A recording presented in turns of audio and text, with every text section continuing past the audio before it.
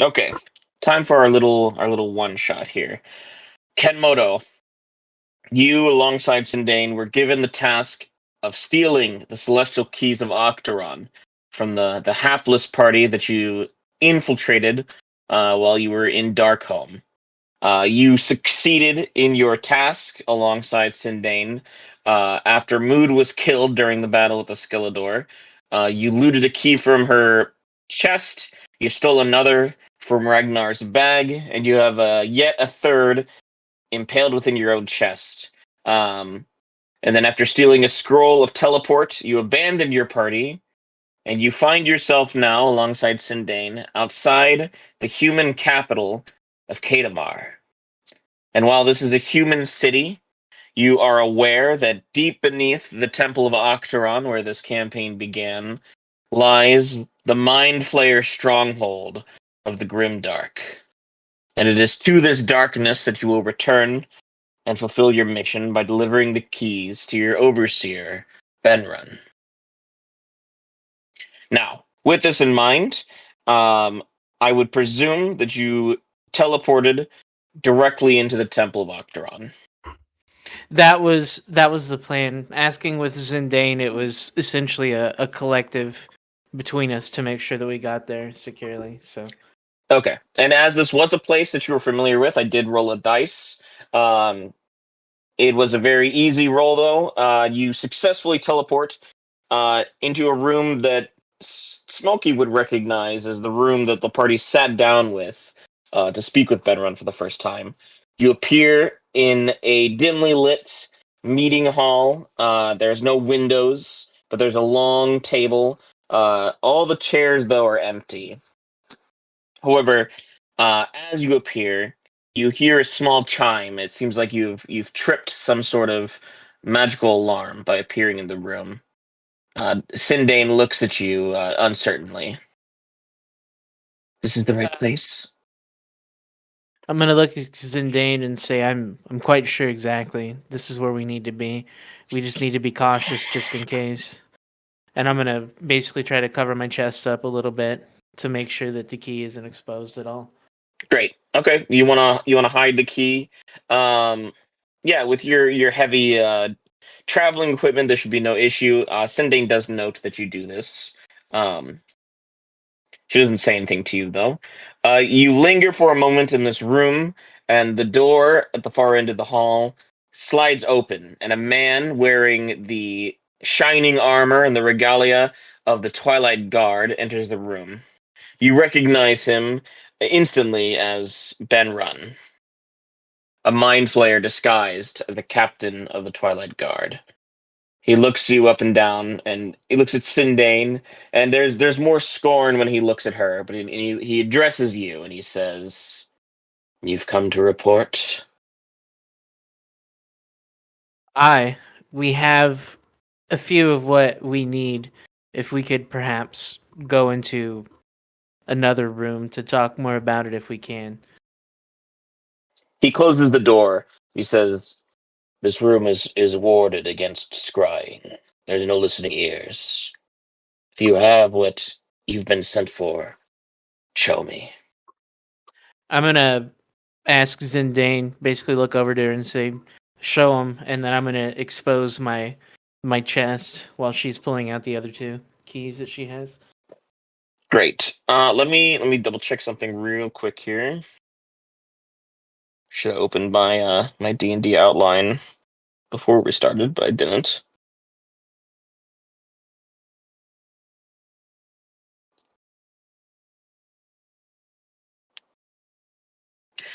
I just want to refresh whoever might be listening after that the keys that you are going to present. Firstly, impaled within your chest is the key Wymon, which no, actually no, I'm sorry, it's not Wymon.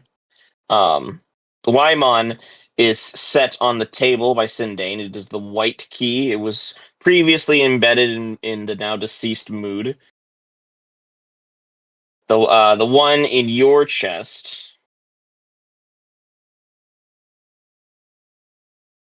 is Amberos.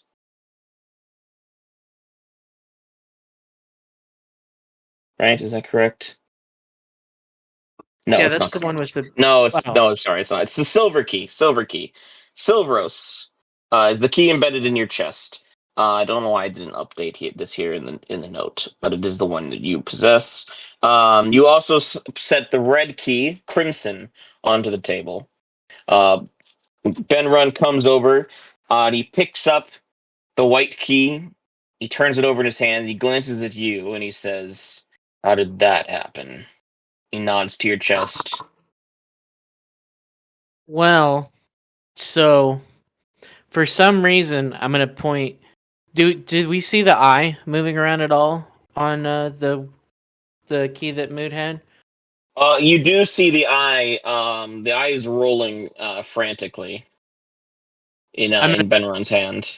I'm gonna point my hand to the key, looking around. I'm gonna say that key has some type of spirit inside of it, and we were trapped where we thought we were fighting the Demi-Lich, but it turns out we were fighting something a lot more dangerous.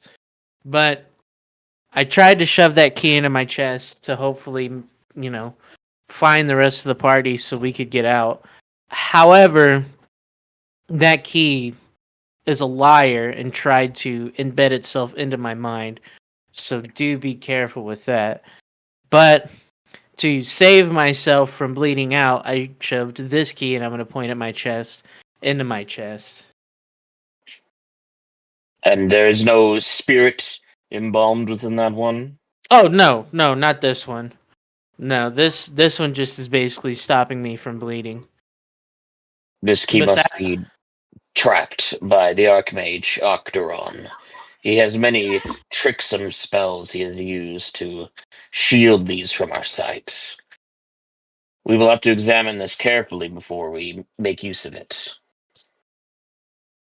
What about the red one? the red He puts the white key down on the table. the red one should be fine. We stole it off of an oafish giant Goliath. I stole them both. Cyndane chimes. Well, of course, Kenmoto helped, but while he was distracting uh, this creature we were fighting, I snatched them off the tiefling's corpse. She puffs up proudly. Indeed, she Benrun did. Benrun looks unamused. He picks up the red key. He turns it over. You see his face twitch. He looks sharply at you.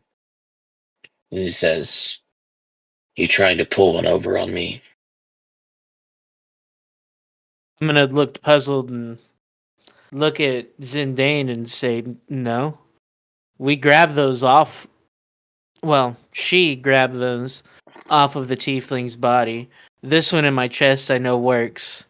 It was more Kenmoto's idea. It was his plan. She looks frightened.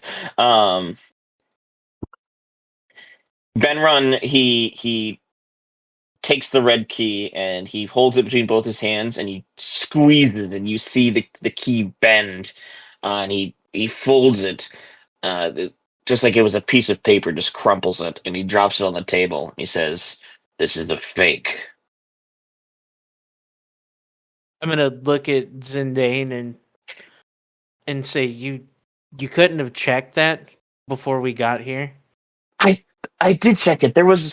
It has a strong arcane aura. I mean, I didn't shoot a fireball, if that's what you're asking. Do you know how much time we had for you to inspect that? I told you I did inspect it. I'm just gonna put my hand like on my forehead, just rubbing it, and go, just with a loud just sigh, just Jesus Christ. Benrun, he looks sharply between the two of you and he says, "It is an arcane artifact, but a useless one. It is a soul spike."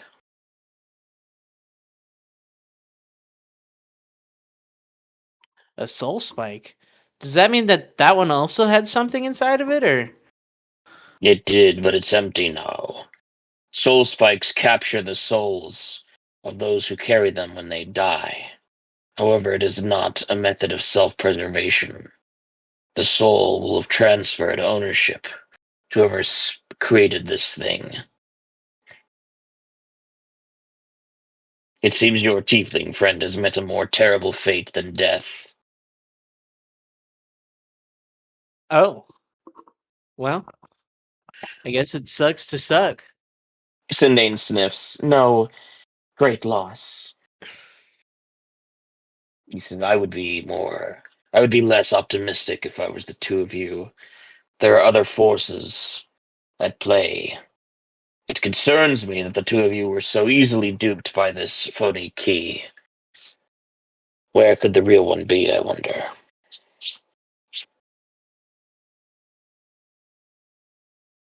Is it possible that your ruse was found out and that the keys were swapped? No. With Mood dying the way she did, they were too turned over by the fact that she was dead. They Then care it a is lot about their outside fallen meddling. party members. Then it is outside meddling. Well, two keys recovered. It is still worthy of commendation. So I applaud you. He claps once. You are to be rewarded and reassigned to your next mission. Reassigned? Cyndane stutters. I thought we were done. He says it's not done until the door is opened.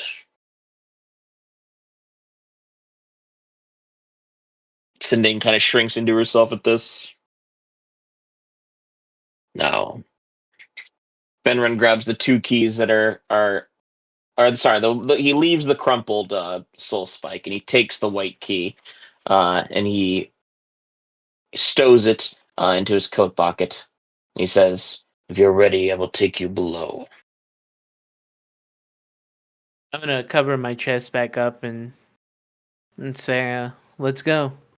And I'm gonna start walking right behind him and just look at Zindane and put just like a little bit of like just I can't believe that you would do this to both of us. Look and just She keep on she going. glowers back at you, clearly holding you as responsible. Um, Benren leads you out of the room, through the corridors of the temple. You pass more of the Twilight Guard, but with Benren leading you, no one asks any questions. Soon Benren takes you to a secluded corridor, and he grabs hold of a torch and he pulls it. And a secret part of the wall grinds to one side, revealing a staircase. With another torch in hand, Benren descends. Do you follow? Yep, I'm following right behind him. Okay. He leads you down these stairs, and they begin to circle back into themselves. A coiling staircase leading down. The first thing that you notice as you do descend is that the stonework changes from the pure white alabaster of the temple above into just a more primal architecture, like it was carved out of solid rock. And you descend for what feels like almost an hour, going deeper and deeper, far deeper uh, than the crypt where the Door of Midnight itself lies is.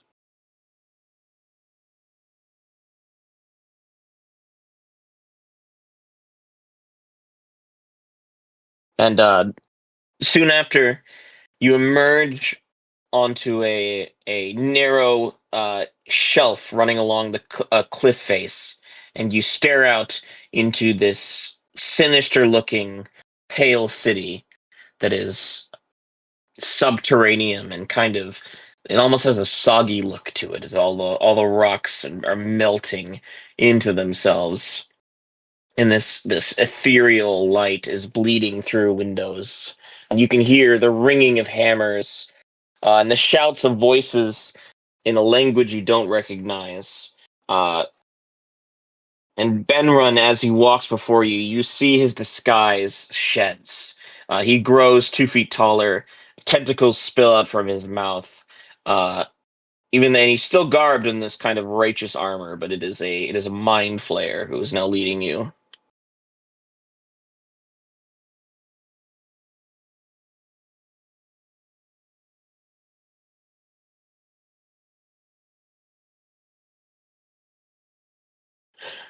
You'll soon reach the bottom of this descent, and you finally reach the city of the Grimdark, which is a city you have visited before, however briefly, when you were first recruited.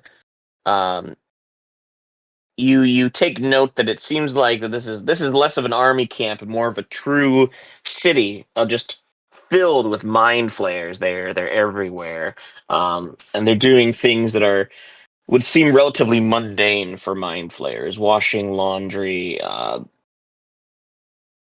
selling goods to each other, just living this underground society. And you see these little brains with legs skitter around, um, and these strange frog-like creatures chase them and laugh. Um, it's all very surreal, and there, besides the light bleeding through the windows, there's no other natural light, so it's all steeped in gray. Um, Anything you want to do or say as Ben Run leads you deeper into the city? While I'm walking behind him, I'm gonna essentially ask him about the key in my chest and what can we do about it. He looks back. He actually doesn't look back at you. Um, and his voice now fills your mind as he's speaking to you telepathically, and he says, "For now, there is a little issue. The key must be used physically to open the door. So until that time, in your chest it can remain. Consider it the first part of your recompense." I'm not gonna lie, boss. You talking on my mind is never not gonna freak me out. Cyndane looks at you and says, "Is he speaking to you right now? What is he I'm just gonna saying?" I'm just gonna look back at Zindane and I'm just gonna say it's asked about the weather. I was outside is all. I don't think there's a need for a deception roll. She does not believe you.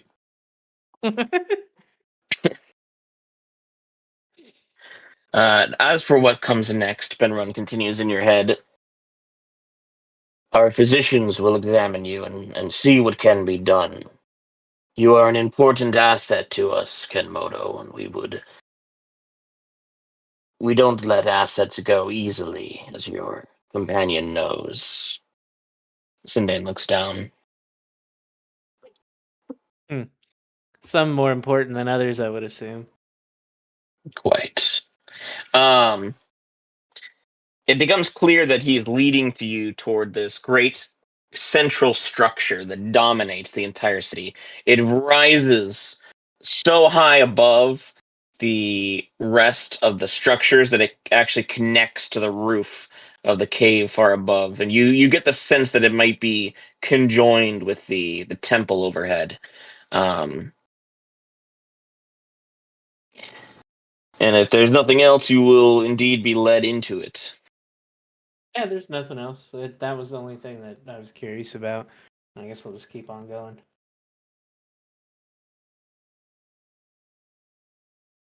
Okay, excellent.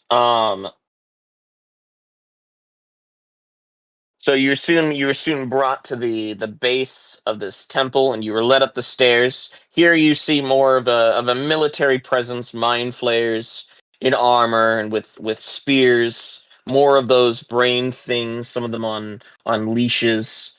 You see other things in the dark that you don't have names for. A great shifting worm, a something that looks like a dragon clinging to the side of the temple, but it has great tentacles as if it were a mind flayer.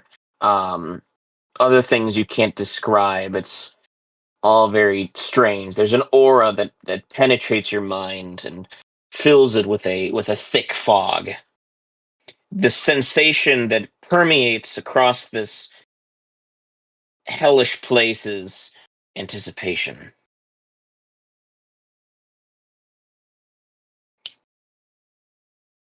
You were brought into the bowels of this temple through unfamiliar corridors now. You've definitely never been in here.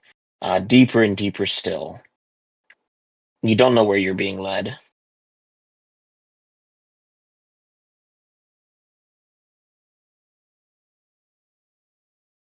I'm just gonna keep looking around and just like, it getting more ominous as it goes down. Just, try not to be freaked out just in case, because I know, I assume I have an idea. Like, there's multiple like mind flayers here, right? Yeah, they're all over.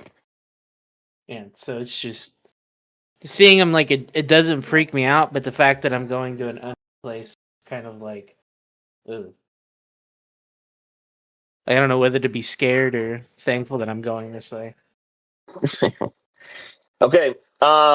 Cyndane is doing a much less impressive version of what you're doing, which is, displaying a confident figure. Um, she even kind of like clings to you in a little bit, not actually touching you, but just kind of lingering in your shadow, putting your body between her and whatever is about to happen. You soon reach the bottom of another set of stairs, um, and you are brought into a gigantic cavern within the temple. And there's an immediate wash of pale pink light as you behold a great lake that is shimmering and bubbling as if it were boiling. And you count 12 mind flayers already here, dressed in ceremonial robes that are gaudy and audacious, speckled with gemstones and gold. And they all turn to you and comprehend you with eyes that are truly ancient and malevolent. Benrun steps to one side, taking his place among these other elder Illithid, and he beckons you two forward.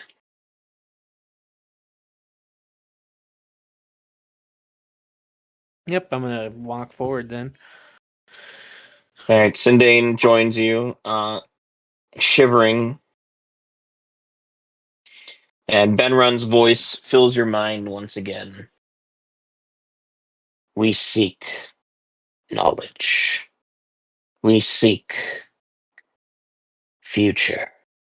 To this end, the door of midnight must open. These two supplicants have brought forth the first of the 7 keys of Auchteron, Waimon and Silveros, and they shall go forth and gather for us more. But first, they must be rewarded. Bow. I'm gonna bow. As soon as they Okay. say it, I'm gonna bow. Cyndane follows suit. The lake begins to froth and boil madly, and the 13 mind flayers also drop onto one knee alongside you, creating a semicircle around this lake. And from out of the bubbling mire, a gigantic, betentacled brain slowly rises.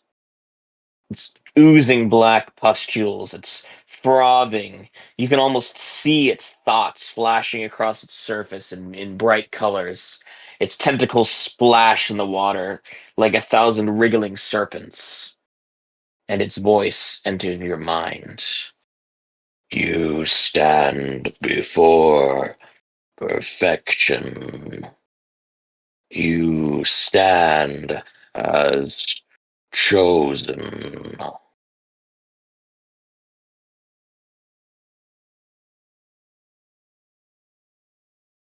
I'm just gonna kind of keep my head down a little bit to not get creeped out by the brain.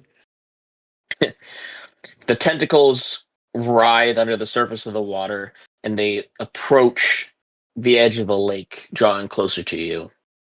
You will receive my gift.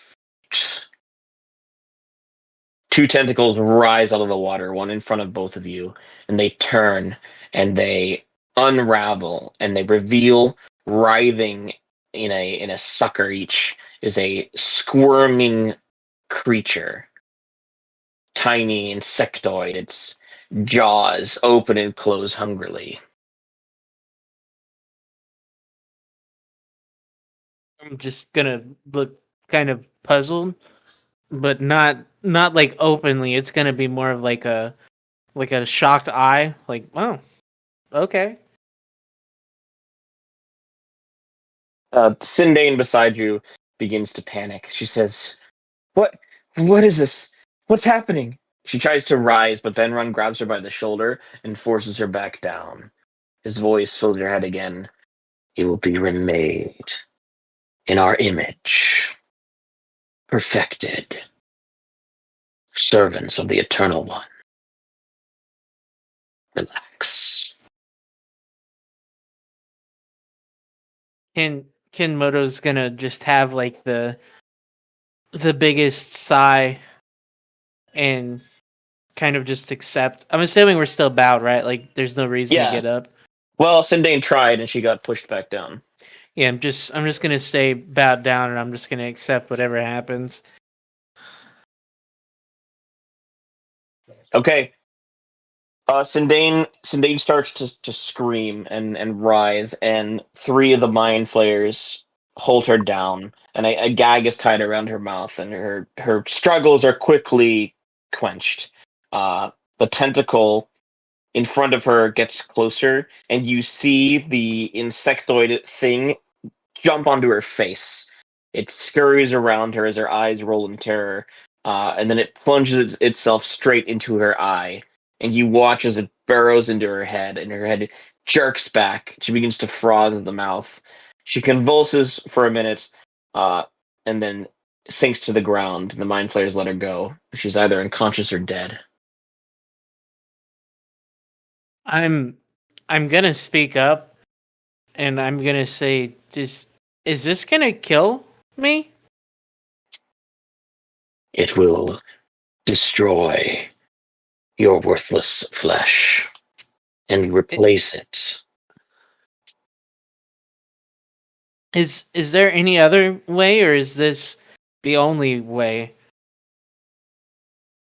This is the only way for slaves. Ken Moto sighs and looks around the room one last time. I'm assuming how many mind flayers was it? Was it 13? You said, There's 13 mind flayers. and then of course the giant one in the middle. The big brain in the middle, yes. Yeah. Ken Ken Moto's gonna take his bag off, and he's just gonna sit, like get up from being bowed and just sit crisscross, and he's just gonna say, "Okay, so be it." All right. With that, the tentacle extends towards you. You would lock eyes with this little thing, but it has no eyes. It jumps onto your face, crawls around for a minute, then rears above your eye like a serpent about to plunge. Flinch like a motherfucker, and I accept it. Just like, oh, oh, oh. You flinch, but it clings on with its little claws, and it dives straight into your eye. Oh. Searing pain overwhelms you as you feel it burrowing deep into your head, eating its way through. Uh, you shake about for a minute. The world turns red, and you know no more. And that is where we will stop. Jesus Christ, man, that's